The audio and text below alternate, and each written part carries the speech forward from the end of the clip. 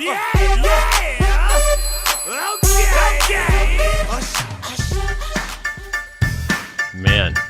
thank goodness.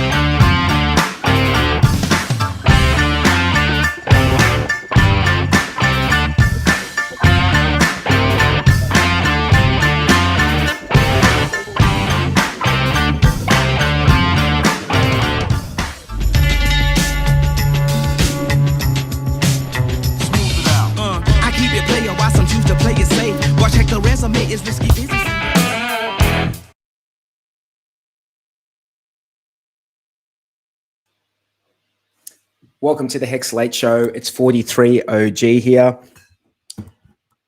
And I'm in lovely Sicily at the moment. I've got people at the back. In Australia, I've got Sammy Chicker at the back. I've got Jexa at the back.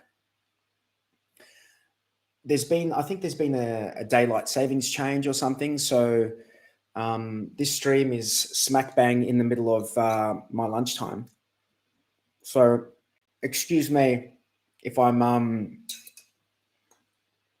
eating a bit of pasta while we're doing the stream. Let me bring up the people. Jexa. Yeah, buddy. How are you? Very good. You there, Sammy? Hey, Sammy. I think she's just Let's sending just a private message. She's sorting a few things out. I think we've all had a few technical issues tonight, haven't we? Yeah, for sure. Bro, so this time change is smack bang in the middle of like when I'm supposed to pick up the kids from school, when I'm supposed to be having lunch. But where there's a will. Something's weird. It's weird though, because you're streaming at the same time for me, and yep. I don't do a daylight saving change, so I don't know. It must be really late over there for Sammy Chicker, I guess. But yeah, it's like 10:30 p.m. Can I chat any Melburnian? And when I talk about Melburnian, obviously the real Melbourne in Victoria, Australia. None of this, Florida, Miami, Florida, Melbourne. We're talking about the real Melbourne here. You guys are in Melbourne. Tell me, is it 10:30 p.m. or 10:45 p.m. in Melbourne? 10. Wow. Yeah, and Sydney. Yeah, that's it. 10:45. Yeah, so there's been an hour's change because in Melbourne, it must have gone. Goes forward an hour, I think. Went forward an hour. Yeah. Yeah, it's a pain in the butt. There's a 3-hour time difference between East Coast and West Coast now, which makes doing general business type things quite challenging. But that's all right. It's 3 hours, is it? Is it 3 hours? Yeah, that's a pain. 3 hours is just out of that sort of comfort zone. Well, if you're doing a work day, choosing to do a fair chunk of a work day. Not that I do much of a work day. It's 5:45. It's 5:45 a.m. in Colorado. Jeez, so you guys are up early. Well done. Yeah, well done, Kinetics. What are you doing up early? You must be. And so here in Italy, it's like 1:45 p.m. So I've kept the same time in Italy, but it's I'm still waiting hard, on. Man. The time shouldn't be this hard. We're still struggling with time, aren't we? Whenever you're trying to organise things, man, everyone cocks it up. I'm still waiting on like a universal calendar that Discourse Syndicate puts together, where we've got like our schedules, and then we can just see do a drop down for our time zone and see where everything goes. You know, Someone should do that. Yeah, I'm surprised someone hasn't actually. I'm really surprised. Yeah, but you know the whole no expectations. Yeah, that's right. Yeah. Yep. Yeah, so got what's it right. been going on? HEX never sleeps. It's 24 hours round the clock for HEX. So there's always It's something been going running on. flawlessly. HEX has been running flawlessly for coming up on 3 years, right? So we're only a couple of months away from being, 3 years of flawless operation. That's amazing. Hey, that is amazing. That is amazing. Actually, so BRS has just put in a question in chat asking me, what do you know about fiat on-ramps and how hard are they to build? Hearing about them lately for PulseChain. The actual technical build out of those isn't that hard. It's the regulatory shit that goes along with it that makes those things tricky. The coast stuff, that's all public knowledge now, isn't it? The coast, I have no idea. Coast guys that come out and said they're doing the fiat on ramp. But I saw something in Twitter. Yeah, I think that's all public now. Yeah. The way they're trying to approach it is pretty novel, I think, where they don't take custody of the assets, which is, if they can pull that one off, that's going to be an absolute cracker. Obviously, they've still got to abide by all the regulatory stuff you've got to do when you've got one leg in the legacy finance well, but the way they're doing it seems pretty unique if they can pull it off. I haven't seen any other fiat on-ramps doing it that way. I think we spoke about this a couple of weeks ago, where essentially there'll be an account that you send the funds into. So from your bank account, you'll send fiat money into a particular account, but that account is owned by everyone that sends a deposit there. So you own a proportional amount of that account, and it's held in some sort of in trust of the depositors or something to that effect, which I think is pretty unique. If they can pull that off, it means that you can send funds there, knowing that the funds are every one of their stable coins they issue for one of those deposits is actually backed by fiat dollars in the bank.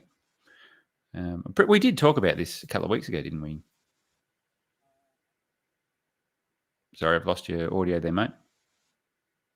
I may not have been here that week. A couple of weeks ago. Oh, that might have been a mean tangent discussion, that one. So Kinetics right back at me. He's like, I don't work for you, 43. That is true. You certainly do not, and nor do I for you. This is the biggest volunteer organization ever, isn't it? Absolutely. That's what it is. Oh, by the way, tell me, did you guys like the thumbnail? Did you guys like the thumbnail? was that the way it was a Red Bull can or something? Is that what it's like that the dude who's like, I put Richard's face on. That dude's like an old internet meme. Sammy, have you seen that meme? Yeah, can you hear? Oh yeah, we can hear you. Finally, Sammy arrives. Yeah, I know. Internet's fixed. The kids are cruising. How's it going? I'm loving. It's all right. Yeah, a little bit of a delay, but that's good. At least we can hear you this time. We've got a bit of a delay. Just to the people in the chat, guys, if you are in the chat you want to be in the Discourse Syndicate chat, because that's where everyone is. If you happen to be in the HEX Late Show chat, YouTube chat, make your way over to Discourse Syndicate and come watch it over, and you can contribute in that chat. That's where the engagement is. The only reason we really have it simulcast onto the HEX Late Show is as a backup mechanism, so that we just have a copy of it in case they take the channel down for thumbnails like today. Am I right in saying we do see messages in the restream video, Yes. restream screen for Yeah. both channels, don't we? Yeah, cool. Yeah. So if you do post a question or something, we will see it on both of them though. But yeah, I think some people feel a bit lonely when they're over on the other one and not part of the conversation. Rightly so. Rightly fire it so. up. Because there's no one. There's no one over there. There's no Mm. one over there. But like for those of you who have not seen that thumbnail, there you go. There it is. Yeah, I It's know all the dude. glory. It's Can I really say good. that I have a little bit of fun doing these thumbnails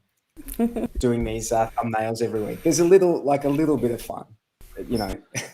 Actually, Love your I've got to take my hat off to everyone intros. that does all the memes. Everyone that does all the meme work, man. I just don't have the time or inclination to sit there and mess around with graphics programs to put all that shit together. But yeah, so hats off to anyone that takes the time to do that sort of stuff. Yeah. So it's like Richard Hart is like God mode in crypto, right? That's what I reckon. And I apologize if you can hear my daughter crying in the other room. Hopefully, the mother hears her as well. So God mode in crypto, 100% Richard Hart. Who else has had God mode in crypto? I can't think of anyone. I know the Bitcoin maxis probably think Max Kaiser or Michael Saylor are, but that's ridiculous.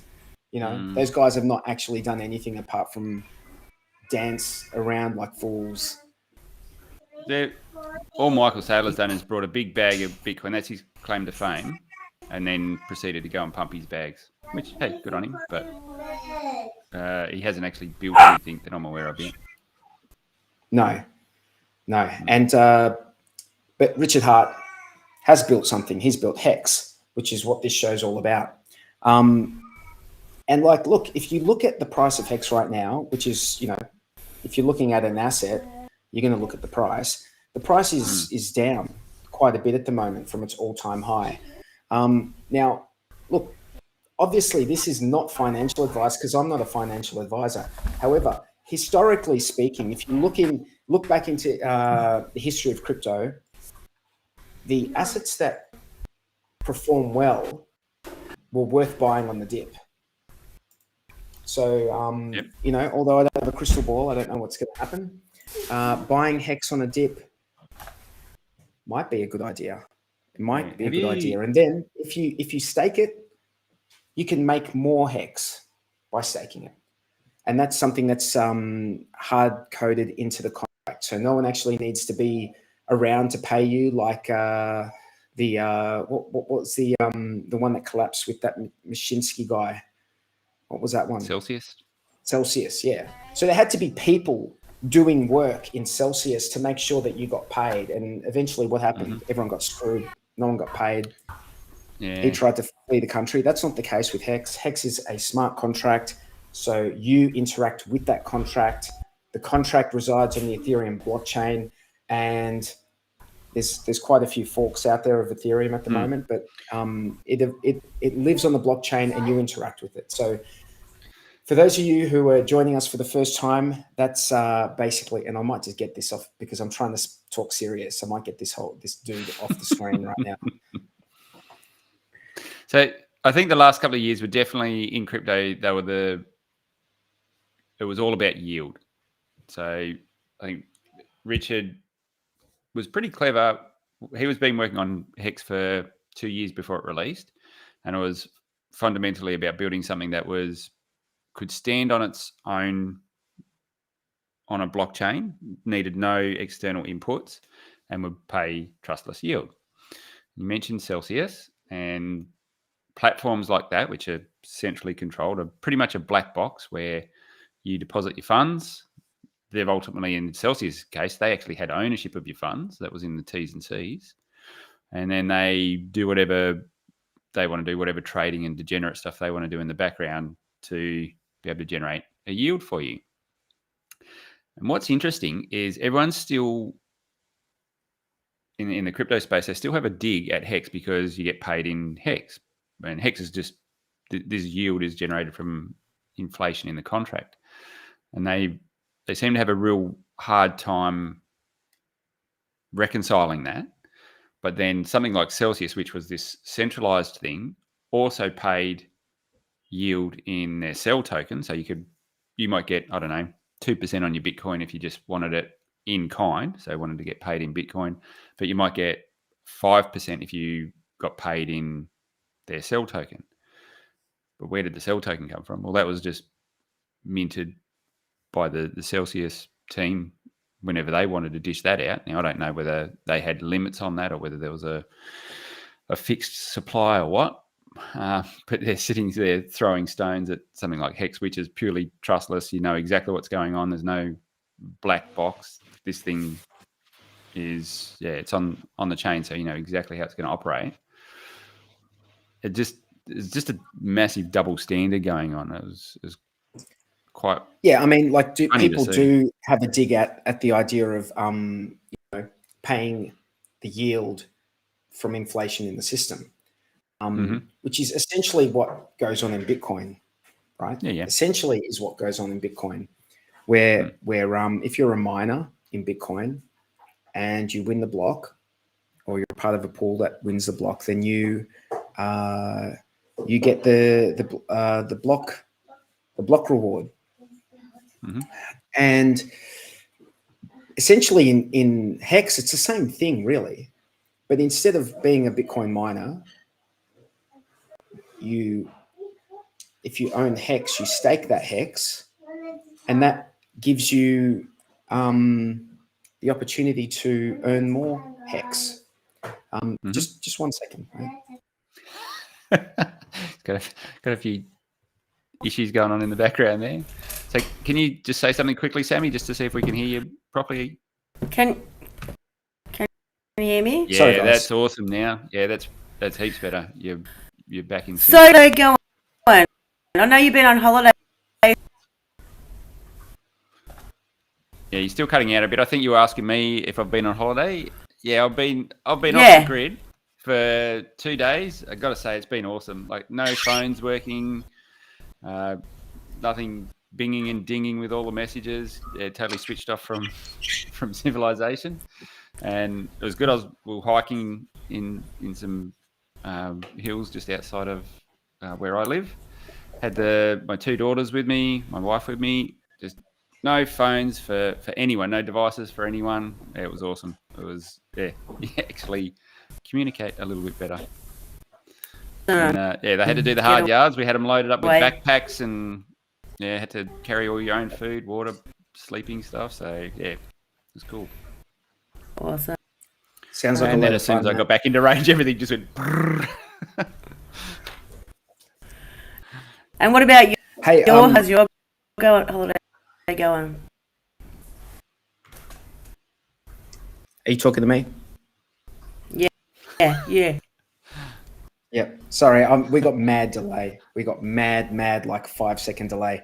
My holidays, we've like settled into a routine. So it's not so much a holiday as it is a change of our scenery, like just a change of where we're living and how much work I'm doing. Actually, I'm still working quite a bit, but it's just in a different environment, so it just feels different. It feels like I'm not working as much. Still am though. I have. Yeah. It is good. I was just wondering, did you guys hear about the Solana rolling out the new network of billboards? Did you hear about this? No. So billboards as in like advertising billboards? Yeah. You didn't hear about this? No. Oh, let me bring it up, guys. Let me bring it up. Just 1 second. Yeah, they're rolling out a new network of billboards. I thought it was going to be me. It's going really well for them.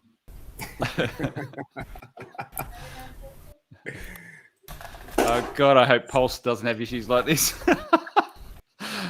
Pulse is going to We've been be hanging. solid as a rock. It's going to be solid I as a hope rock. so, because we've been throwing a lot of stones at Solana. Yeah. I mean, our testnet has been rock solid, to be honest.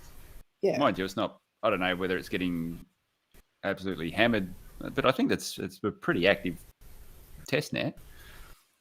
So Hell yeah.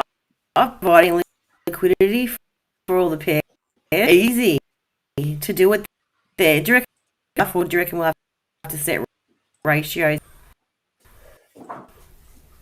we're catching every second word, Sammy. Hey, Sammy, Yeah. you need a set of like USB headphones. A set of USB headphones that you can just plug in to your computer, pop them on, and they'll work. I've got some, but on With a mic. Saturdays, it's fine. I don't have. It just must be restreamed. I don't have a problem. It could be your browser that you're using. It could be the browser that you're using. But are you too choppy? just try your. No, it's actually not choppy though. That's the thing. Try your built-in mic and just see whether it's the Bluetooth on your AirPods that are playing up. Just switch to your mic on your lappy. Because this is the first time we can actually see you properly and.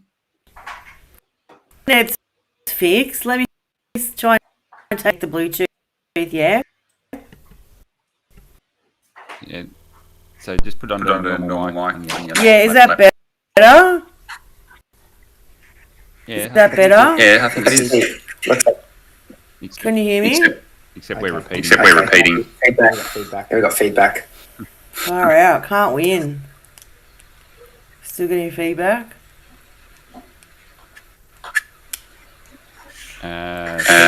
Test. I can hear you. Yeah, I can hear me. I can hear me too. I can hear me too. Yeah. I can hear me too. Yeah.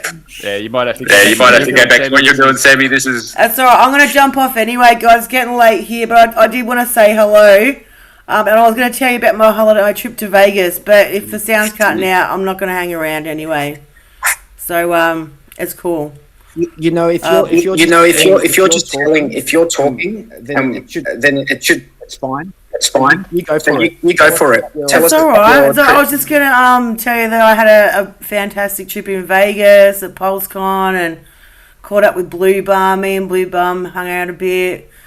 And got to meet all the Hexicans, you know, Corey Investor, Freddie Quotes, Maddie Allen, Suzanne, Brizology, heaps of really cool. And it was just mad, like fun every day, like all day, all night partying, like lost my voice. Just, yeah, hardly slept. It was just insane. The Power City party was awesome. Cabana party was awesome. And yeah, I just wanted to say, if anyone gets a chance to go over and go to one of these things, like, go, because it's the best opportunity and you'll have an awesome time. You know? But, awesome. Yeah, it was wild. And don't forget there's a Melbourne meetup on Saturday, this Saturday at 3:30 at the Carlton Club in Burke Street. And also there's a HEX cruise coming up next April, the 24th, for 4 nights to the Bahamas. So, and no Finn Bear, I didn't score. All right, sweetheart. I didn't do that. I didn't get that lucky. But yeah, it was so much fun. Like, Vegas is just a place where people party all day and all night. And it was so hot. And we played golf in like 43-degree heat. We were dying. But yeah, it was so much fun. But anyway, I hope you're all well. I just wanted to pop in. And yeah, it's getting late because of daylight savings. It's past my bedtime. So I'm going to jump out. Take care. Peace. Talk to you soon. Thanks for joining in. Sammy. Bye. Thanks, Sammy. No worries. Bye. We have gotten one step better. We can actually see Sammy's video connection. So that was really good. We just got to work out the audio. And then hopefully next week we can have her on without the delays. Yeah, I don't know, man. It's like there's gremlins. We've been trying hard to help her in the background to get everything sorted. It's been 6 months that we've been trying to get this shit right for 6 months. It's almost like a joke, in itself. It's just, I don't know. And it's weird because it works on Ladies Discourse, but when she comes here, it's like, I don't know whether they use Restream or not, but maybe next week. So the week it's we'll been get it all months right. and months. Maybe next week. That's what we say every week. Maybe next week. So I have been out of the loop for the last couple of days. Things move pretty quickly. I don't know. Have you been paying attention to? Because what I'm finding I'm paying more attention to now is the macro moves. So what's going on with the US dollar against all the other currencies and so forth. Have you been paying much attention to that? A little bit. I've noticed that the EU's not having a great time with what's been going on there. Yeah, UK's up shit. The UK's had to start, from what I understand, they've started printing money. So in the context, like usually when there's inflation, they try not to print money because that just causes more inflation, right? And this is like, I'm talking, first grade economics here. You know what I mean? Like this is not someone who's educated on the matter, but I see what I see, and they seem to be that's the path they're going down. So I don't know where it's. I just wonder whether that's going to feed into the crypto market at all.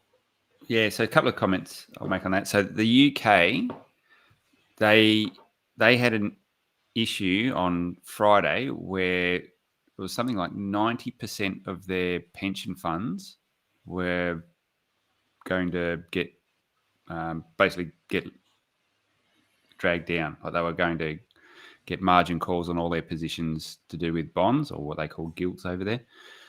And they had to go into emergency mode and start buying it. I think they were buying all the gilts up there. So basically infinite money printing again to bring that market back into balance. So that was sort of a knife edge thing for those guys over the weekend. What's interesting though is that we watched the US dollar gain strength against all the other currencies. Dixie shot straight up, which caused stock markets, equities markets to crash, and Bitcoin and crypto didn't. We stayed level held 19 and sort of hung around there, didn't get the big drop off.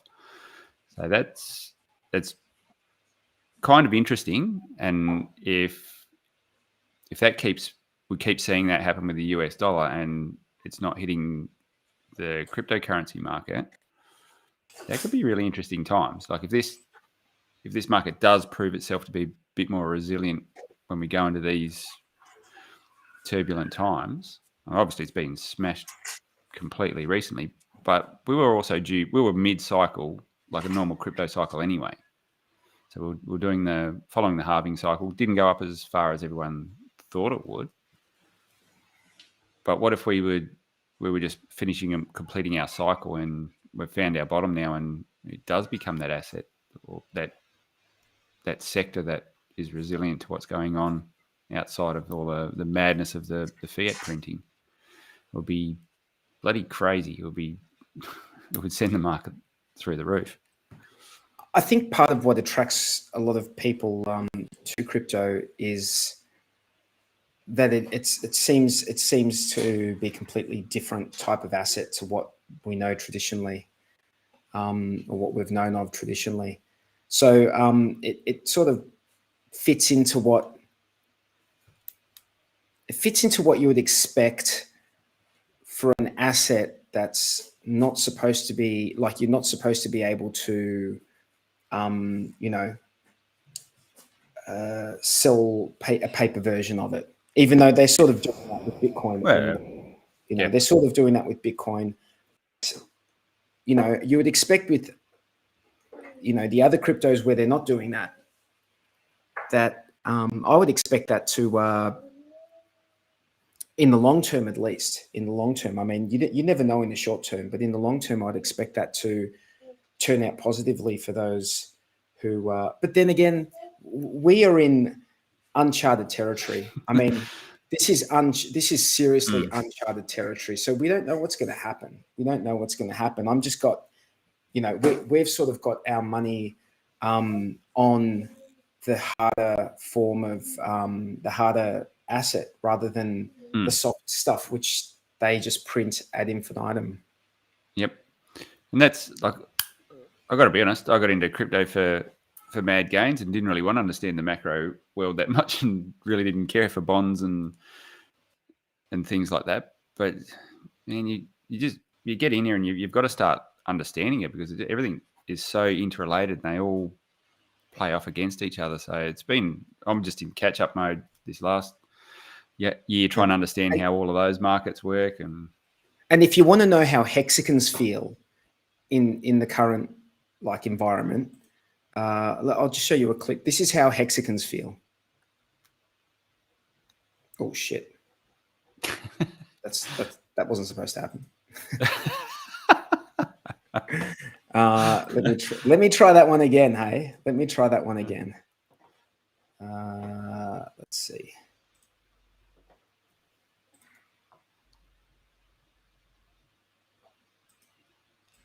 No, not liking it. Let's try this one now. Try again. There we go.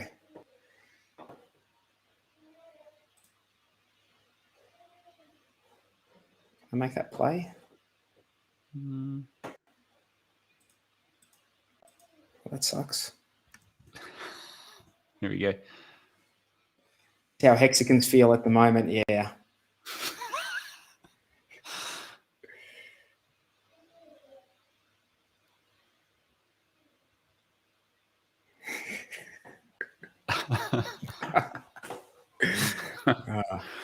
I see this stuff during the week, and sometimes I just have to clip it and throw it in there. It just makes me laugh. Hey, here's something else that I found during the week. I'm not sure if I can play it on this channel, but it's sort of, I'm sure people will appreciate it. Give me a second. Give me a second to tee it up.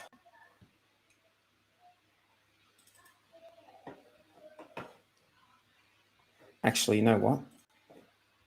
I need a couple more minutes to tee it up. I just need to get it sorted.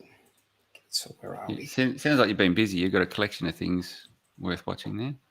Why are you doing that? Yeah. I'm not sure if they're You can go to chat and see if there's any questions in chat or anyone that throw out a topic of something that's happened in the last couple of days that I might not know about. We can get up to speed. I know that I don't know. There's something else coming out on Maximus DAO. They seem to be spitting. Well, we're doing a stream a bit later on with Blue Bum. He doesn't know about it, but yeah, we're going to do that stream when he wakes up. Yeah. So I've heard it. Yeah, Zen. We'll have a chat about Zen in a minute. But polymath. What's anything about that one? So I believe that's and this is a very. My understanding is they're still developing it. Like they're just starting to develop it now, and it's going to be like pooled HSI bids. If that makes sense. Pooled HSI, auctions. That's right. Yeah, like people are going to pool for that. So that's what my understanding is. That's what they're on a bit of a run. Those boys, aren't they? They're churning stuff out pretty quick. Yeah, so I actually like their approach. What they're doing was they're looking across and seeing what issues there are in HEX and seeing how they can potentially address them or make it better or improve some part of the system that they feel is people that have come along later are not able to take advantage of as people that come in earlier. So I do like their approach on how they're doing that and finding novel ways to make sure it's more inclusive. So I think that's a good thing. And I definitely think all the pools, the staking pools, the perps that they've just done have actually made that. They've done what they set out to do.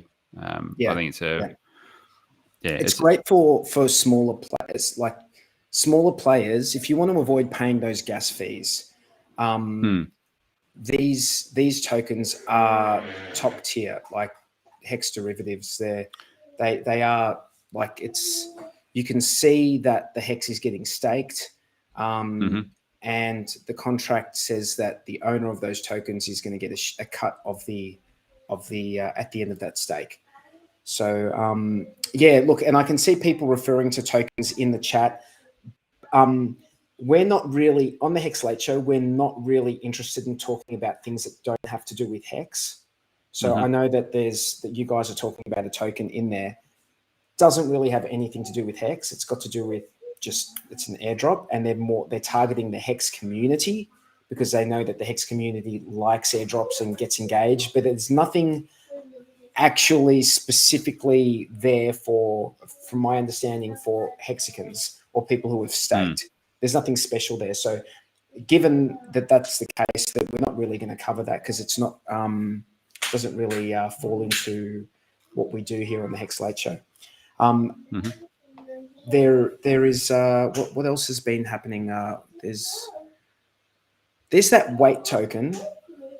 There's that weight token that was released by Coast, 0x Coast, and that was for everyone who that was like a token, an airdrop, or a claimable token for anyone who's sacrificed for, I think it was like maybe 5 or 6 different. So that's something that people can do. Oh, another airdrop for Gnosis safe holders. If you have a Gnosis safe or a Staker app wallet, you are entitled to an airdrop, which has no, you're entitled to an airdrop, but I don't believe it has any value off the top of my head. I don't believe it has any value, but you need to go into the Gnosis safe front end DApp, and you have to claim it that way, because I don't believe at this stage you can do it through the Staker app. No, I think by now, if you've got any sort of substantial amount of funds on Staker app, and there's nothing wrong with doing that, you probably should learn how to engage with that safe that's part of your Staker app, because there is so many things that you're probably missing out on in terms of airdrops and claims that you need to be taking advantage of. So it's not, it's a little bit convoluted, but it's not. David Feeder does a very good tutorial on how to connect up. And look, there's a couple of ways to connect up. You can do it with a MetaMask, and I believe David Feeder does it with the MetaMask, but the DApp actually has native Trezor and Ledger integration. So you can actually connect up your Trezor to the DApp directly without MetaMask if you want to. So there's that option as well. And then what that means is when you're confirming a transaction, you don't get the MetaMask popping up wanting you to confirm it there as well. So you sort of eliminate a little bit of that confusion. It's not too difficult, you know. Just on that, has anyone in chat played with? Have they been one of the test users of V2 of Staker app, or is it V3 now? But I know they were putting a call out for people to help them test it. Did anyone in chat actually have a go at that? Nope. Okay, so it's become clearly obvious now that Staker app it's going to need to be a lot more than what they originally first thought it was going to need to be. Well, I mean, he has been. Have you noticed the tweets he's been putting out about the Maximus ecosystem? Which makes Steph seems pretty keen on those guys. Yeah. Which makes me think that they're probably going to, put those tokens into the Staker app wallet I mean, I don't know. I don't know what they're going to do, but Yeah. why would Steph be tweeting about that, saying, "Oh, this is good shit"? Like, you know, Yeah. I can only imagine that, and it wouldn't be too difficult to do that either, would it? I No. mean, So just to at rip one each point, other up. I thought I heard that StakeUp was going to be more like take on more of a flavor of where it will be like a wallet where you'll be able to see a lot more tokens on it.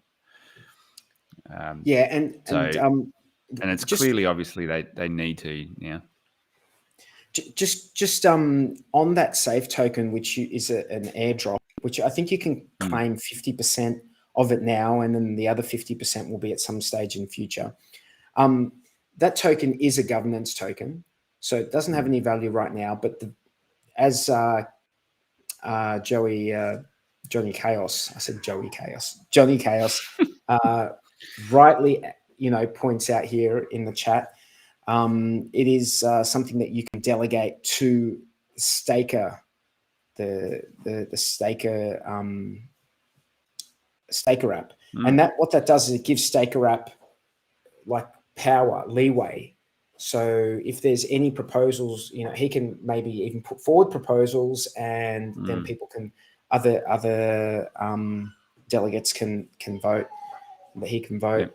Yep. So that's a good idea for people who have got a staker app. You should probably delegate to Steph if you trust that he'll, you know, do your bidding. But I would have thought so, because the guy's pretty in tune with HEX, you know, ethos and values. That's pretty cool if we're ranking number 4 in the ecosystem there, the safe ecosystem. So that's how much vote we are holding. That's pretty cool. Well, no one's deployed more. Oh no, that's right. Yeah, that'd be safe wallets than Staker. Staker have deployed more wallets than any other company, I guess. So there's one thing you might want to vote on pretty soon, and that's that when PulseChain launches, they get their shit together. Incorporate it onto their because if you go to Staker, if you go to Gnosis app now, you can see they support like Arbitrum and their own chain and a few others as well. So if you want to see PulseChain in that list, that would probably be a pretty effective thing to vote for. Yeah, and I don't think it'd be hard for them to do it. It's just they've got to point it to different. See the community want it. Yeah. Well, we've been known to make a bit of noise if we need to, you know. Yes, and sometimes that works, sometimes doesn't. But the beauty of delegating your safe tokens to Staker app is that if it's, you know, if they're being true to the governance, then they'll be able to vote on that, and it, you know, it would. I can't imagine why it wouldn't happen. I mean, have you seen the list? I should go to that website. Go check it out. And while you're doing that, we'll have a bit of a chat. So I'm not sure who can put up proposals, and I don't even know if this information's available yet. But let's assume that anyone in the community can put up a proposal, unless they've done something similar to what the uni team have done, where the actual uni team hold the vast majority of tokens, and any proposal that gets put up, they've got controlling interest in anyway. Assuming they haven't gone and done that, and from what I understood, is the safe drop was going to be a lot more reasonable. So so there's no reason that if we get a proposal up like that and we are holding those votes, we should be able to get that through. If they're being true to the governance. You've got Ethereum, Gnosis Chain, Polygon, BNB Smart Chain, Energy Web Chain, Arbitrum, Aurora, Avalanche, Optimism, testnets here. So I wanted to hear you say the testnet names. Gorley, no one knows it. Rinkeby, I've heard people call it Go Early. Gorley. It sounds like some sort of chair from IKEA. Yeah. You know those. You know, like IKEA, you can't pronounce any of the shit that they sell in there. It's like, I just want that one over there. So it would be great to get PulseChain in here. How good would it be to see PulseChain in there? We'll see. Hey. So I was having a chat with some friends the other day, and I reckon my HEX Just- is paid out. One question. I just want to answer one question before we go into that. Question is, sorry, if I connect Gnosis to my Trezor, will the staker app continue to work as normal? The answer is yes, as long as you don't, like, you're not making any changes to like the owners, like the owner of the wallet. But you can go in and do transactions, and the contract doesn't know that it's done through the staker app. It doesn't know the difference between it being done through the staker app or through that Gnosis Safe app. Yeah. Sorry, mate, I cut you off. change. No, you're right. So if you change the owner, it'll break your staker app for sure. But yeah, so learn how to interact with it. That's cool. But as I do understand that if there was a good reason to change it, you would contact the staker and they would be able to make those changes in their database on their end. So it is possible to do that. As far as I understand, it's possible to do that, but it would break your staker app, but then they could make it work again. It's a good security, like, it's a good security thing to have. Like if you like lose that private key, the private keys from your staker app, you could, the chances that a hacker is going to be able to work out what's going on, that's the owner of your Gnosis safe, is probably very low. It's probably very low. So you've got time. So this is a real security benefit. I think the future of the way we store things and secure things, it's going to be more contract based, like with Gnosis and things like that. The only downside I can see at the moment is things that have just happened with the proof of work fork and the Ethereum Fair fork. Obviously, when things like that happen, unless you've got a real deep technical knowledge of how to launch the supporting things for Gnosis, guys are probably missing out on some of those opportunities, I think, at the moment with the staker app, which it's a shame, but who knows, maybe there's enough community support on the proof of work chains and the Fair chain to get that up. I think that from what I've heard or what I remember, I think Steph was going to fork the Gnosis front end, the Gnosis safe front end. There's a couple of components to it. Though you got the front end, and then there's a few supporting contracts which basically track the state of the transactions and stuff in the various safes. So there's a few little things that you've got to mess around with, but it would be. I hope Steph does that. At least it's another opportunity for Hexicans to cash in on the numerous airdrops they've received over the last couple of years. That's what I was saying before we sort of went back to the Gnosis stuff. I've been paid out so many extra times on what. Yeah. Trying to think what. Man, they're getting it too numerous to count, but we all benefited from the uni stuff because we're all in that really early. Yeah. And just from the recent two Ethereum forks, that's been a bonanza, man. That's been awesome. Obviously, you got your big one coming up with PulseChain. That's going to be a cracker. What else have we had going on? Oh, if you've used Tornado Cash, I think there was something given out. What else was there? I got some Fox ones. I can't remember if I used Shapeshift or something like that at there was an inch? some point to get 1 inch. Yeah, man, it's been crazy the amount of free money that's been given out over the last couple of years. Doge and Pulse Doge coin. Yep. The HEX stake. Yeah, and that's so these are all ones that are just from outside the community, and then you've got all the internal stuff as well. So it's been a bit of a it's been a bit of a crazy ride this last couple of years, and tell you what, the management of my portfolio is getting more and more complicated. That's for sure. You got to do everything three times over now. So. Pulse Joy. We missed the big one, Hedron. Oh yeah. When I say the big one, it really is a big one, Hedron, because if you're it like is. OG, you've just got these tokens, especially for people who claimed in that launch phase when there was like you could get like a 10x bonus, and that's like that's legit. That's a lot of like real value. I mean, especially now because we're about halfway off all-time highs in Hedron. So I think all-time high in Hedron was like 60. That was one thing. I think that's been pumping over the last couple of days, hasn't it? I think I had seen a quick tweet about that. Someone saying it's been on a bit of a run. What do we got? Hedron. Yeah, let's have a look. What's that sitting on? So it's now. Oh man, there's too many zeros. My eyes can't handle. I think it's 5039. Oh, 38. Yeah.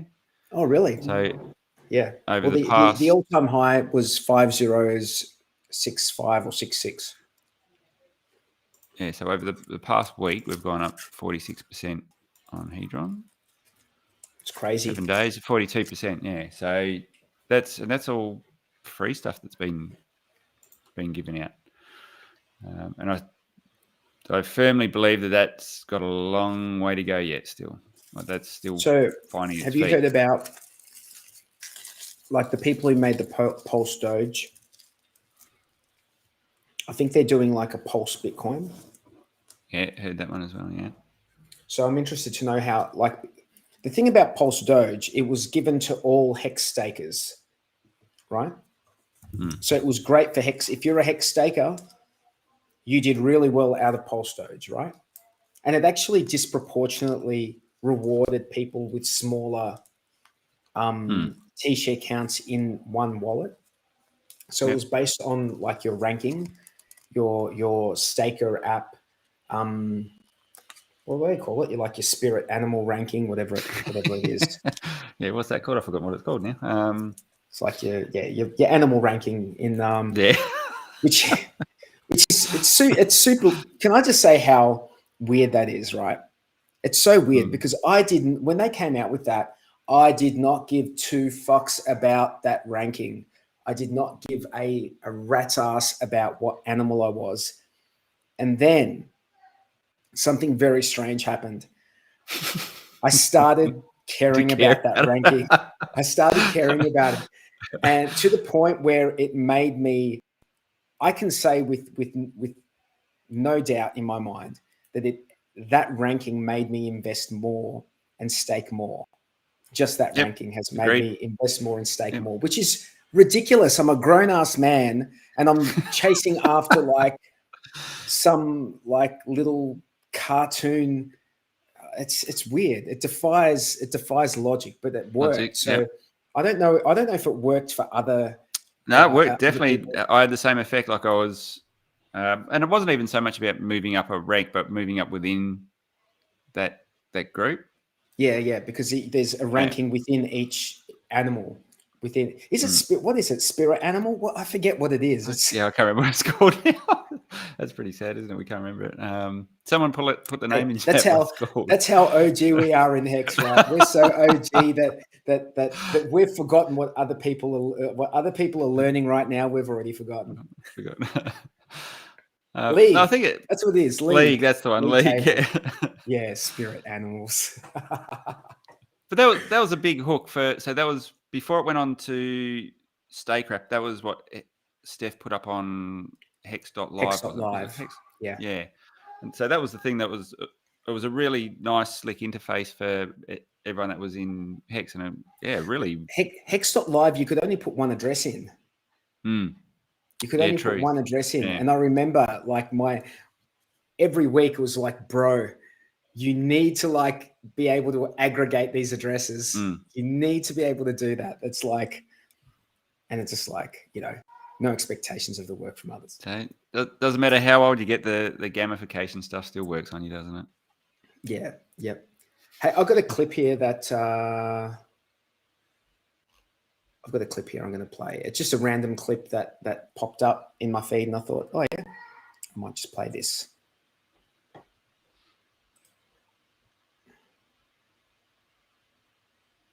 I think people like money. They wish they had more money.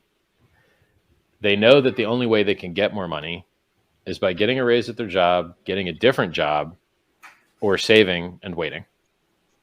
And if you're going to save and wait, you'd prefer to make mad gains, then limp dick can't even beat inflation gains. Sad face. So, I mean, your opportunities as a young person to get rich are extremely limited. You're not going to be a basketball player. You're not going to be a football player. You're not going to be a famous singer. You're screwed. There's this many slots and there's this many people that want to get in there. It's not happening. And then the people that do make it were born with natural talent that, like, forget it. You ain't got it. It ain't happening. So you could dream it's going to happen, waste your time, or you could get crypto right. And if you get crypto right, you get to be rich. So it sounds so weird to me as like a self-help author to make what used to be 20 years ago scam as hell sounding statements. Like, these statements sound super scam. So like, what, you just buy a coin and it just goes up to like 10,000 times more, and then you just sell it and you're just rich for doing nothing. You're like, yeah, I know, it's weird. Doesn't seem like it should be that way, but we've seen it happen over and over and over again for 13 years. Yes, that is exactly what happens.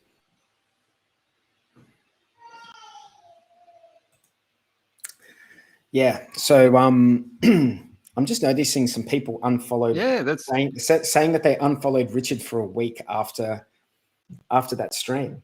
So why? Because he was just being himself. Yeah, I didn't think they would get that sort of response from the chat. So yeah, it obviously got a few people a bit rolled up, did it? I like this. Yeah. I bet RH was devastated.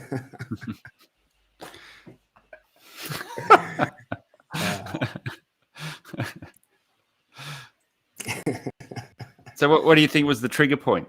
What, Mango? What triggered you, mate? Interesting to see what it was. Oh, look, there's some cringy stuff in there, I guess. But hey, big deal. He's human. It's human. I know, contrary to what the the thumbnail of this stream showed, RH is human, and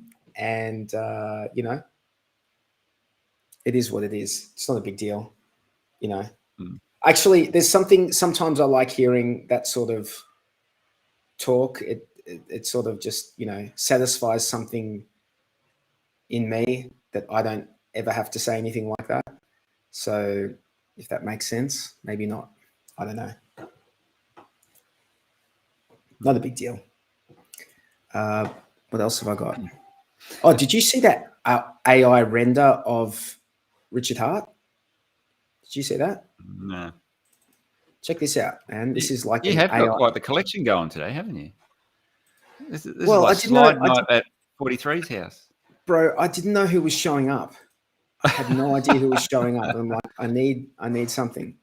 Check that out. It's getting pretty clever these days, isn't it? So what? But I don't see it. So what have you? It's like an AI render of Richard Hart. It's not like a real. So it's like a. So what do you just put into the AI bot thing? I just saw it on the feed. So. No, but I'm genuinely interested. Like, what's the thing that's so cool about it? It's just you've typed something in and it goes up. It looks a little bit fake, I guess. It looks like a wax museum. It looks a lot younger in that one. Maybe I need to get all my photos done with that. Looks like it takes 10 years off. Yeah, all my profile images are going to get an update. Yeah, it looks pretty real. I'm not sure how they did that, but looks cool. I've only got one other thing to. Yeah, it's like Madame Tussauds. Yeah. You've got one more slideshow for us, have you? But I might wait till the end of the show, and we're gonna have to wrap it up soon because I believe because we started. Our time's all out of whack. Yeah, we're out of whack, but we will be back. So guys, after Wake Up Hex, we're going to be back for another stream with Blue Bum. He doesn't know about it yet, and we're going to talk poly.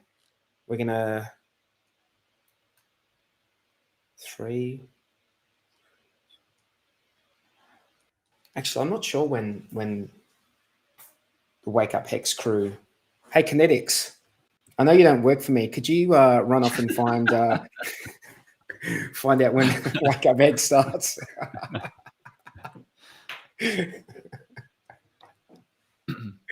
I don't know when they're starting. Eh? I think for them it's the same time. Like I'm on the same time, so I think it's only just for the East Coast guys that it's added the hour.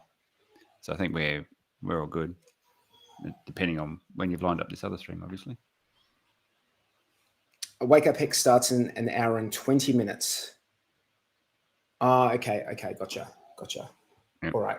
So that sounds about right. So Wake Up Hex goes for an hour, and then after Wake Up Hex, when Bluey wakes up and realizes that he's on a stream with me talking about poly, because he doesn't know about it yet. So hopefully he's around, and obviously, and like you're welcome to come along as well, Jaxer. But it is going to be a bit late over there, right? Yeah, you're getting a bit late over for me. Yeah. If you're up, feel free. Yeah, sure. Because I don't know anything about it. What I know about poly is what I'm interested to know is Blue Bum's take on it, because Blue Bum is a big Hedron guy. He's a big HSI guy. So I want to know what he thinks about this other, like a different team, putting together this this thing. Yeah, the only thought I had, and I've got to be honest, this was just, I had a quick glimpse. I seen something popped up on a tweet from Tantanomi. So I had a brief look at it, and it sounds like HSIs that are really small. It seems like there's going to be an issue where no one will bid on them, and this pool is specifically not to bid on small ones. It's to go chase the larger ones, because you're in a pool, you've got more firepower, you can go tackle and have a crack at some of the larger ones, is my understanding. So just thinking that through, and I admittedly haven't had a good thing about this. The decision-making power, it's not going to be as automated as all the other stuff. That's right. Yeah, so there's two things. So someone has to decide which ones you want to bid on and how's that done, and then someone's got to follow the process through. But then after that, you get the stake. So you've purchased that stake, and any hedron that's available can be re-borrowed against that stake, is my understanding. But that stake is now somewhere for the rest of its life. So let's say it's a 15-year stake. So does that assume anyone that holds poly gets the benefit of that stake in 15 years? So I would have thought so. I would have thought so. Okay, so it's a pretty long game to play. But I guess that's the same with anyone that bids individually on one of those. But you'll be able to sell the poly, right? So it's going to be the same deal. Yeah. I guess that's going to be the same. It could accrue a number of. Yeah, that's probably valid. It could accrue a number of HSIs within that pool, and keeps building value in it. And the key is going to be, is poly, is whoever's executing these bids in these auctions, if they get some real bargains, the value that poly accrues could be disproportionately big to what. Yeah. It could be. So basically, it becomes a maxi, in effect. Sort of, yeah. Because you'll assume that most of the stakes that are HSIs that have been sold to the contract, they're generally 15-year stakes. There'll be a range of different other ones, but predominantly people max them out because that's the way you get the most ICOSA or hedron out of your stakes. So it's effectively going to become a same sort of deal as maxi. but rather than have one stake that ends in 15 years at a point in time, it will have a series of these possibly every year for forever, really. Like it could keep having 15-year stakes coming out all the time. So yeah, probably. And because they haven't thinking about finalized anything yet, I mean, how long will Poly be perpetually bidding on HSIs? Is it going to be a finite thing that you know? So what gives Poly the power to be able to bid on it? So having Hedron, you will need to swap your Hedron for Poly. Right. That's right. That was the catch. Yeah, that's right. Yeah. No, that's pretty cool. I guess that's a pretty. I mean, that's good for that's going to be good for the Hedron price. You would have thought. So it's another lockup mechanism for the Hedron price, but gives it some sort of liquidity as well, I guess, doesn't it? But so it's not going to be sold on the market, is it? It's going to be exchanged for HSIs at auction. Yeah. So, but that'll find its way to the market liquidity pool. Yeah. So, so people send in, they pledge their Hedron, get given Poly. Sure as eggs, as soon as Poly's in your wallet, someone will set up a market. But there's going to be interest paid on it, though, because all of my auction are 3 months in. So there's going to be interest repayments due, and that those interest repayments have to be paid, and they don't get to be borrowed by. So there's going to be like a reduction in the available supply of Hedron. Correct. A small reduction due to that 90-day, that 90-day period, which causes there to be that interest repayment due, and that interest repayment is not available once it gets paid. I'm not explaining that very well, am I? It makes sense to me, hey? Makes sense to me. So, people. No, it seems interesting. Like I say, I've got to have a good look at it, but it seems like it's going to be price positive for Hedron because it's going to take Hedron off the market, so stop people dumping it. You use the Hedron to buy the HSIs that are at auction. Mm-hmm. So then you're underpinning the price of Poly with 15-year stakes. That's why I say it's similar to Maxi. But that Hedron that you've pledged, that it's then gone and brought the HSIs for, you've now made liquid because you're holding Poly, and that will essentially be liquid. That seems like a... Yeah. No, that's what I say. That's what they some do. Of the things they're coming up with, Yeah, that's they're what coming they up with do. some pretty unique ways to do things. So there was also something that I don't think got a lot of attention out there, but you had Desi. You could actually lock that up and get like diamond hands. The diamond hand things, yeah. Yeah. So I've got to be honest. All these iterations of different things you can do with your HEX now, and all the add-ons and the bolt-ons. You can't be in all of them and blame all of them. It gets too many different things to keep an eye on. It's starting to get seriously. You're starting to get cumbersome. Just how much there is in the HEX ecosystem. I mean, just Hedron alone is with ICOSA is complex. You know what's going on there, but then you look at like the Maximus stuff. It's just there's just so much stuff to have your head around, and you don't need to get your head around all this stuff. You don't need to. You can just buy HEX and stake it. You know, you say, hey, I want to have something in 10 years' time, come out in 10 years' time. You can do a native HEX stake. And I can tell you this, you've probably got the best chance at getting airdrops if you've got native HEX stakes. Because anytime you go into anything else, like for example, if you're in Maximus, right, you're going to get the Hedron, you're going to get like the HEX, but you're not getting any other airdrops in Maximus, right? There are no other airdrops coming your way. Same will be true for Desi and the other ones. But native HEX stakes are your ticket to in my opinion, the most airdrops. You know, Yep. I think that's been proven with the two forks that we just had on Ethereum. The spin-offs of those, HEX has by far and away been more lucrative and more liquid and deeper pools there than the derivatives have had, than Deci and Maxi, but yeah, you got them on there. But they just haven't got the same. Every derivative or add-on seems to gets watered down. The bulk of the support there is in HEX. That's the underlying value driver.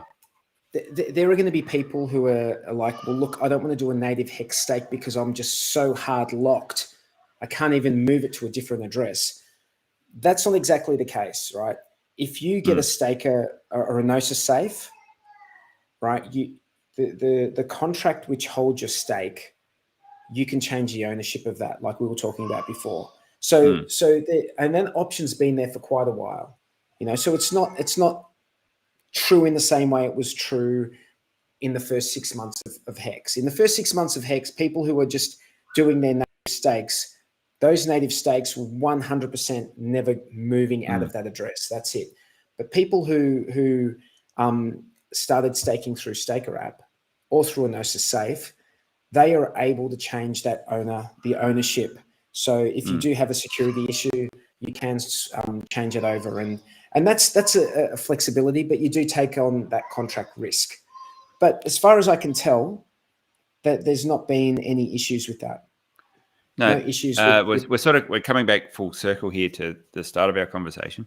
So if you want maximum flexibility and maximum ability to be able to participate in forks and things like that happen, good old having a hardware wallet or standard seed words trumps all these other add-on things, whether it's stake or Gnosis or whatever, because there's just more levels of complexity and more reliance on other people, devs, whoever, to make this shit work when something happens, a fork happens.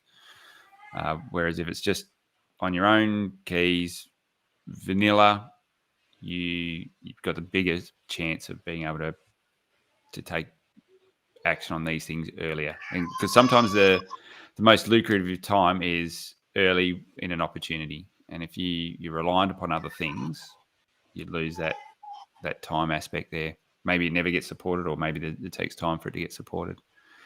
Yeah.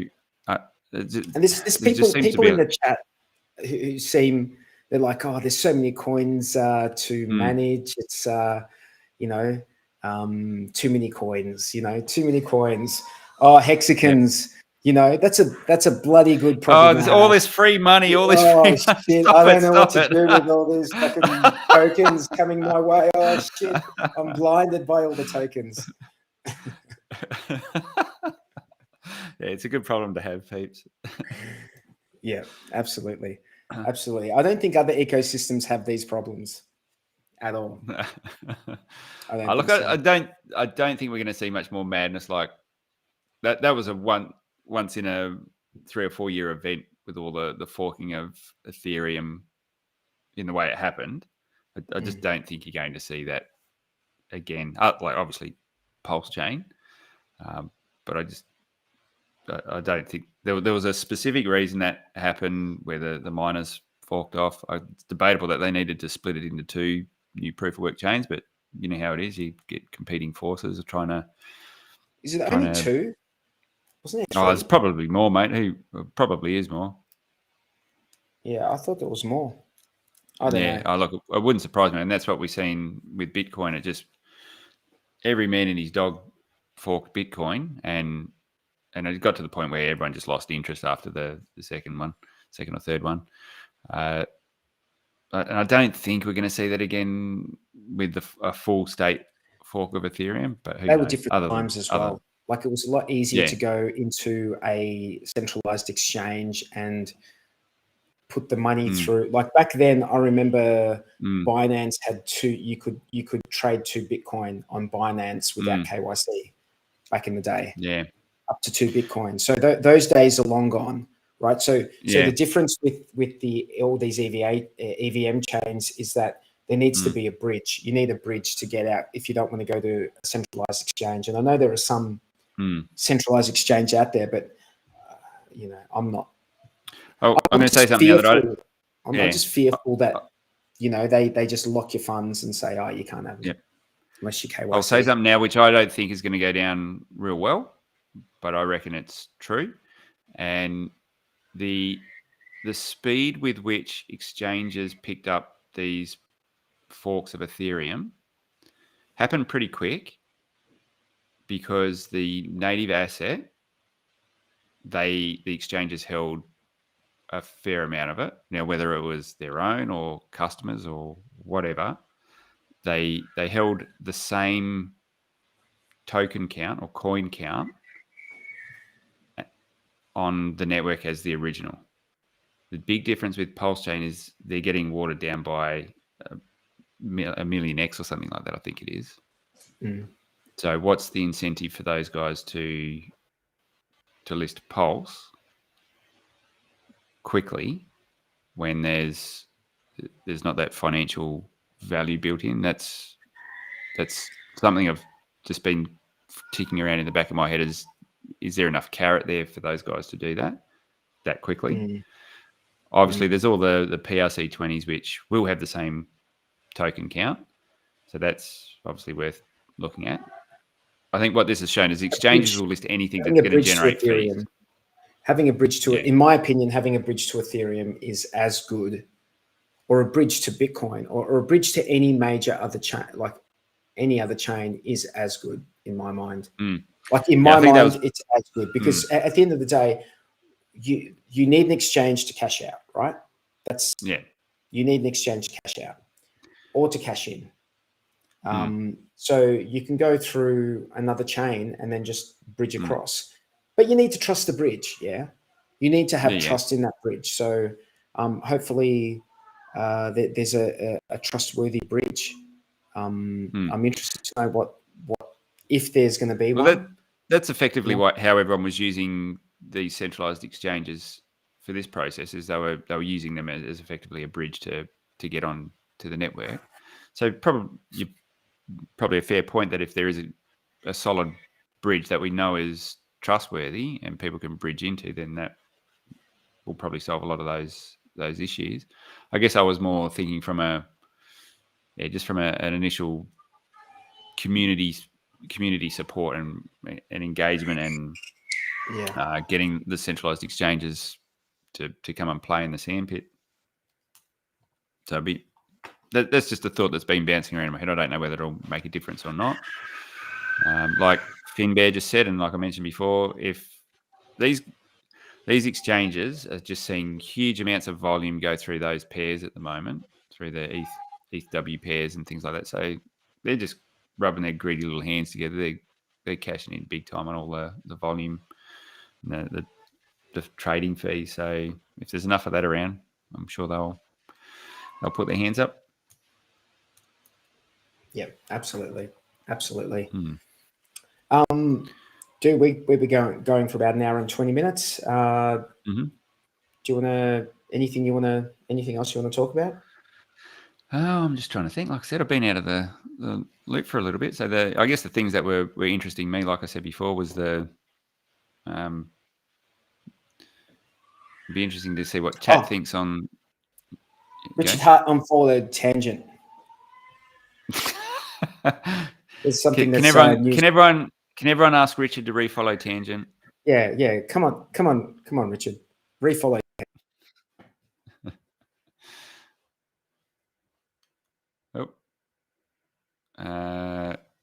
Don't know whether that's me that's locked up.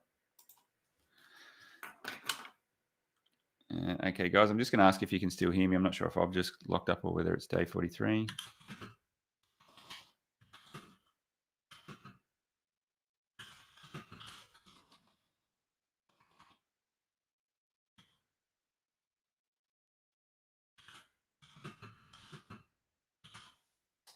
Okay, all right, so everyone can hear me, but we've just lost day 43. Cool. So it's my show now. I get to run the show. I've got no control, so I can't Oh, okay, audio is good, but no video. Okay, it just sounds like you've got me for audio. Hey, cool. Yeah, I can't stop the show, so it's just going to run all night now. So you're stuck with me for the next, at least an hour and a half till Kinetics kicks us off. So let's roll with that. What I was going to, late show with Jaxa, what I was going to talk about was, it'd be interesting to see what you guys are thinking in chat. So if you've been paying attention to the macro environment, do you think the US dollar can be pushed any further, or do you think the Fed's run out of firepower? Finbear, I can't. Actually, I might be able to take a. Oh no, I can't let anyone in. I've got no control over the back end. So it literally is just me. I can't can't shut it off. So you reckon they can push the? You reckon they can push the US dollar up higher? Because it's, to me, they're starting to break things, and it's interesting because if they're at the point now where they're breaking things, that means they've either got to stop lifting their rates or they're going to have to start printing money again.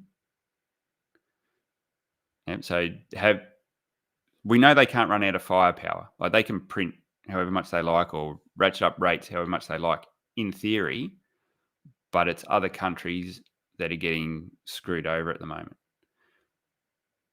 So if you're not paying attention, start watching what's going on in the macro stuff, because this could be that point where we find out whether we've got a good bottom here and whether this is the place where you start to load the boat. You back with us, 43? Yeah, mate. Yeah, I had cool, mate. a complete. I think my modem reset or something. I don't know what. That's right. What happened? It sounds like your kid pulled the plug, man. Pretty Yeah, angry back there. Oh, dude. No. She's actually sweet, right? But hang on a second. You go. So I think if you're not paying attention, like I said, I know my knowledge of bond markets and things like that is pretty shit, to be honest. But I'm finding that there's some really important things that are taking place at the moment. Someone called the Exorcist that are taking place at the moment that could really mean that it could be a mega run on crypto if they've run out of things to do because they're just screwing other countries over and it's breaking things. So watch this space. It could be a pretty crazy ride if they get forced into a corner where they have to keep minting. You're back, mate? I'm back. Look, dude, that's my number 3 child, right? So third child.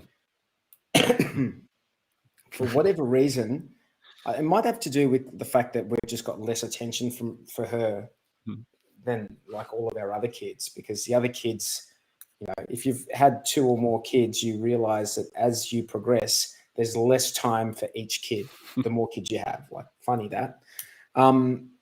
So the last month, to get attention, she just screamed, like she's like Exorcist style scream, and she's actually fine. Like, there's nothing. That's just what she's doing at the moment.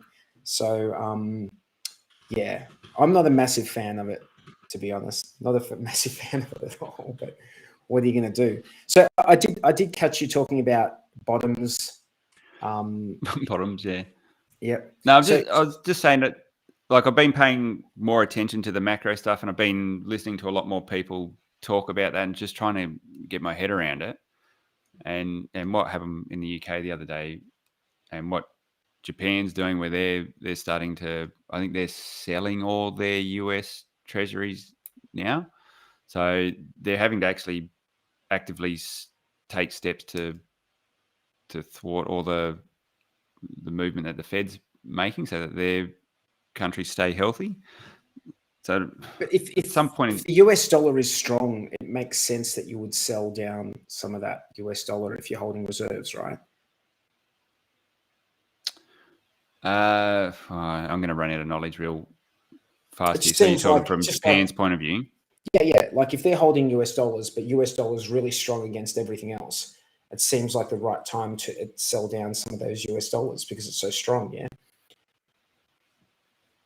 I mean, I don't know. I'm just thinking about it from a business perspective. If I had like something that was worth more, that's the time to sell some of that stuff down. I think it was because the yen was getting absolutely crushed and they had to do something about it. Yeah. Okay. Yep. Yeah. So they're actually getting backed into a corner where it's not that they want to take these steps; they have to take these steps because their economy's going to turn to shit. So, how far do you keep forcing that before? And it was something like it's not just Japan doing this. You might find that all other countries then have to start doing that. So it has a kick-on effect for the US economy. So yeah, I'm as much as I had no real interest in all of that, I'm finding you've really got to start to get your skills up and listen to alternative views on things. And so the thing about crypto, which when I think about it, I think once in a lifetime type situation, right? But for that to be the case, there needs to be a tipping point. It actually is that once in a lifetime thing, whereas all of a sudden this thing is just worth more than anything else out there. There's no other asset that can hold a candle to it. So, I mean, that has been the case in the last 13 years, right? Like what else has, but if it truly is that once in a lifetime transition of wealth or whatever, then you would expect that it needs to really just take over the whole pie. You know, that's what you would think. It needs to have like, or at least be a significant portion of it, you know? Yeah. But then again, I don't know. What do I know? I'm just some dude on the internet. You know what I mean? Yeah. So am I, and that's pretty evident from what I'm talking about here. I've got a lack of knowledge in this area, but I want to learn more about it because I think it's going to play out over the next couple of decades. I think, but there's the money printing that's happening. It just can't keep going on. Like all the rules are changed every day, and like monetary policies switched every day, and it's getting worse and worse. And I've got to admit, I have been listening to a lot more some guys that are in the maxi camp, and I get where they're coming from. And I think they're probably too far, too one-eyed in terms of Bitcoin's the only thing, and everything else is crap and its securities. I think they're missing the bigger picture in terms of all the other financial tools that come along with what's being built on Ethereum and all that. But in terms of sound monetary policy, you've got to look at something like a Bitcoin as an example. Not saying it'll be the thing that wins in the end. Not that there needs to be a single winner, but just as an example of what's going on in the traditional finance and what Bitcoin offers as a relief to everyday people. So you don't need permission to play in that sandpit. You know you've got sound rules around your money. Ideally, you don't need permission to play in this sandpit. Ideally. Yeah. Ideally, But you know what we've seen in the Ethereum ecosystem, and you know what, like the Bitcoin is the most highly regulated crypto out there. So, you know, my concern has always been that if it, you know, mainstream adoption doesn't look the way we want crypto to look. You know, mainstream adoption. Sorry, did you say your fear is that? That's my concern. My concern. Because the whole point, in my mind, the whole point of crypto is to give power back to the individual, give financial sovereignty to the individual. And my concern is if it's done in a haphazard way, then we don't actually get that. We don't actually get that. Or it's or just or like, it's for example, bastardized and watered down because of the regulators, or who, like the TradFi players come in and build it into the way they want it to operate. Yes, it's a bit of a concern troll for sure. Although I back up my point with what we saw with the nodes, like the Infura, Alchemy, and and I talk about this every week because to me it's like the biggest shit that went down in crypto that no one really talks about. No one talks about this shit, right? Ethereum got screwed hardcore. It got screwed. Like, my opinion of Ethereum went from up here to down here because of that shit, right? Yeah. So so there's some guys I've been listening to, and they make valid points. Like, actually, this is relevant as well. So I know a few people in the chat commented on Trader University. Do you know that guy, Matt? Can't remember his last name. Something like that. Yeah. He recently done something on HEX. Yeah. So he's a hardcore maxi. Bitcoin maxi. Bitcoin dude. So he's been slinging shit at Ethereum for years as well. So it's like you got to take everything, and that's what I'm saying. I've been listening to different points of view, and I don't agree with everything he said, but he made something that made me chuckle a little bit, and he said, I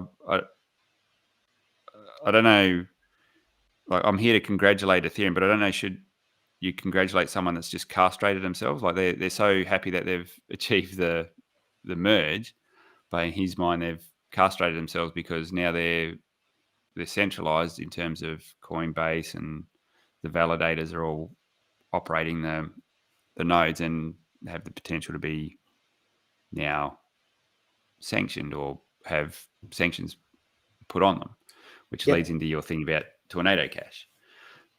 Yeah. So pressure, like a little bit of pressure, what it did, like a little bit of regulatory pressure from powers that be, not even like a lot of pressure, just like a blog,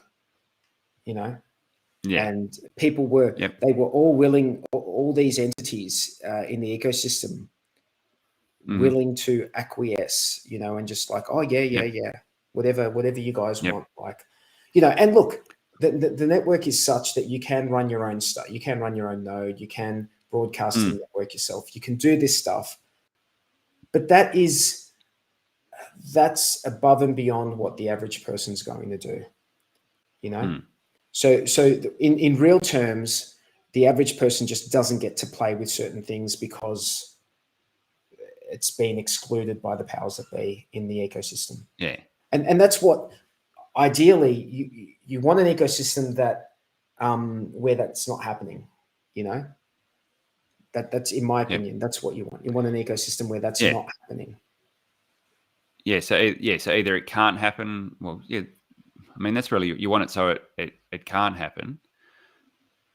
And I don't know whether, did Ethereum go one step too far in what they've done recently, and it's made them vulnerable for that now, or?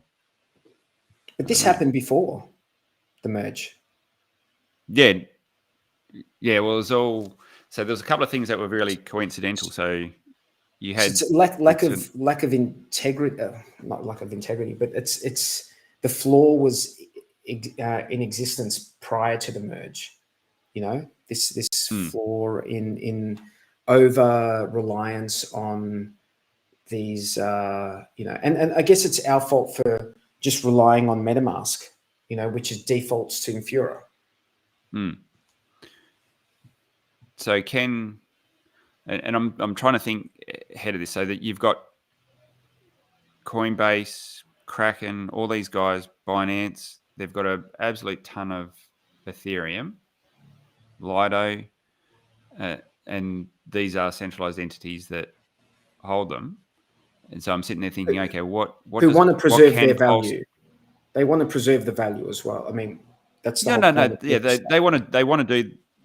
It's in their economic interest do the right thing or to have Yeah. the chain running, but they can still run the chain but censor some Yeah. transactions. Yeah. which I think So is what actually I'm happening saying now. has got nothing to do with like Ethereum being a good value proposition in future. Like I'm sure Yeah. that these guys all holding so many tokens, they can make the price pump if they really want it to. They just hold those tokens, right? I guess the point Yeah. my main point is it goes to censorship resistance, you know, which, you know, Yeah. is the whole, I guess the whole point. I mean, if your So- bot's no longer censorship resistant, then you need to ask yourself the question whether there is any point to, apart from, I guess, making money, but you want both. You want censorship resistant and you want price performance. Like they're the two things I want together, and security. Like I want those three things together. Okay, so just follow through this with me because I'm trying to make sure. Like what I want to see out of a PulseChain launch is something that can't have that done to it. So they can't point the finger at a Coinbase or something like that and say, okay, guys, you need to start censoring these transactions, or you've got sanctions in place. And the way I see it at the moment, although there's only 33 validators on the network, none of those are held by large. Those validators aren't large entities, and anyone can be put forward as a validator. So we know the OA or some entity associated with the OA holds a vast amount of supply. So someone could sanction that entity, but if that entity is not even a validator or not even not even delegating their stake, does that get us around that issue? Other than them going out and attacking each validator individually, which is like a Hydra, they can come and go quite easily. We've never really seen that, have we? Them go after validators in that way. I mean, that's going to be a real game of whack-a-mole if they start going down that path. Like, good luck, you know. But I think they already have with Coinbase and stuff. Did you see that there was a tweet where some guy was showing blocks that were being validated that were sanctions compliant? Have you seen that getting around? So there's something like 25% of the blocks were sanction compliant. So they were effectively blocking, I think it was a Tornado Cash or something. It's so dumb, though. I mean, you just bridge somewhere else. I mean, it doesn't even make any sense why they do that shit. Like, you think about it. Just fucking bridge to something else. Do your anonymity shit. Come back. And it's like, they haven't achieved anything. They like with all their compliant, like, yep, this node's compliant, like we're censoring this and this contract. Like it's, I mean, if you can bridge to Monero, come back. You know, I'm just being mindful, like because you brought up the point, and it's been ticking away in my mind as well. Is okay if you want to bring something into this world that is going to give people a safe haven for all the shit that's going on in this crazy macro environment, and we know it's all fucking made up money that everyone prints however they want and pull the strings however they want. If we're going to bring something into this world that can compete against that and can give us this, I hate using the word sound money because it's such a Bitcoin maxi thing to do, but just give us this playground where they're not in charge of the government, the current power structures aren't in charge of the monetary policy that we choose to live our life using. Is PulseChain going to be resilient enough? Is it going to meet those challenges?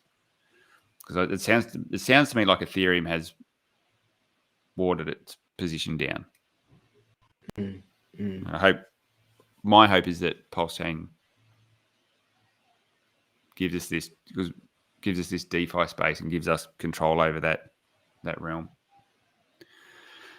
That would So, be yeah, that would be good, man. If that was the case, I'm confident. I'm confident. I'm confident that we're going to see something that just works, man. Something that just out of the box is mostly just working. And we don't see that. You don't see a lot of that in the stuff that's out there. There's always stuff that's like pretty buggy, or they're still working on it. And so it would be nice to see something out of the box just working really well. And I guess that's the benefit you get from forking existing protocols and just tweaking them, which is basically the approach that Richard Hart has taken to as far as I understand it, to PulseChain. Just forking stuff that's in existence and tweaking it to be better. Yeah, so Solana, AVAX or Avalanche, all those ones are VC projects. And PulseChain isn't a VC project. Now, there is a heavily centralized component there, but it's not really VC owned in the same way that these others are, where there's maybe half a dozen firms that went in really hard and early and own the majority of the network, and therefore have majority of the say over the network. It was a community that went in and done that. If that's assuming that the chain's left to run with the community and the coins that they hold being responsible for the voting and the direction of the network. Now, obviously, there's a safety switch there that if someone or some entity sees things going awry, they can step in and course correct, much like we've seen in HEX. So I think that's a good thing. So, like a stakeholder, the stakeholders, So I mean, so not in terms of actually being a staker, but like a stakeholder in the system, like someone or an entity that holds a lot of the token. And so a lot of people look across at that and think that's a bad thing, but that may turn out to be one of the most protective parts of the system, like we've seen in HEX before. Like I just keep going back to, okay, what levers can regulators pull on, or what can they do that would jeopardize the resiliency of the system, or put it in a position where it is sanctionable. And if I don't know, am I thinking along the right lines here? Do you think that the way it's been done, it's hard to know what they might pull out of the hat? It's hard to know, but I think the nature of the code and crypto is that I think it's a lot easier for the coders to pivot than it is for regulators to pivot. So that's the one big advantage for like these new, for PulseChain, for example, because once the chain's there, what people build on top of the chain, what they build that doesn't necessarily have anything to do with the validators themselves, although they can have that regulatory pressure for them not to be processing certain things. But now that we've seen what we've seen, like you can be prepared for these things. You can fork things. So for example, we saw with Tornado Cash. So like you could fork these things and rename them something else, and the time it takes for regulators to catch up or things to get censored is I don't know how quickly they can move. I don't know how long it takes. Maybe it takes 6 months for them to do. Forking something is not a time consuming. You want to redeploy a contract. it's not, you can do that in a few minutes. I just hope that there's thought going in to PulseChain at that level, like having. I hope so too. I hope so too. Yeah. If I had to place a bet, I would say probably. Yeah. Yeah. That's. I think there's some ideals that RH holds to, which we've seen in HEX, and the core ideals he holds to. He's seems to be flexible in the way he achieves it, which is the thing that riles a lot of people. And that's the way we've seen Pulse and PulseChain sacrifices go. But I've got to think that he's got those core beliefs that if he's true to what he says on his stream, he still holds true to that core belief that there should be less government intervention in these things, and they shouldn't be getting censored. So, I hope that's the way this rolls out. I'm pretty excited to see what comes of it, because we're going to find out, man. We're going to find out. We're definitely seeing now they fight you phases ramping up. That's for sure. This is true. All right, Jexer. Thanks, mate. We've been going for how long? An hour and 45. Let's wind it up. Anything else you wanted to mention? No, I think I've had the floor for a little bit there, ranting on. I got on my soapbox for a while. Yep. All right. Well, look, I want to thank everyone in the chat. We're gonna end the stream, and just I'll play that clip that I was going to play earlier on, which I couldn't quite get working, and I'll just play that now. So as the outro. So thanks, guys. Take it easy, guys. Thank you very much for showing up. I'll be back with Blue Bum if he wakes up, if he's available, in about an hour and 15 minutes, an hour and 20 minutes. No, an hour and a half, I should say. And we're going to have a chat about poly. And Jexer, if you're still up, please join us. Yeah, we'll see how we go. Cheers, guys.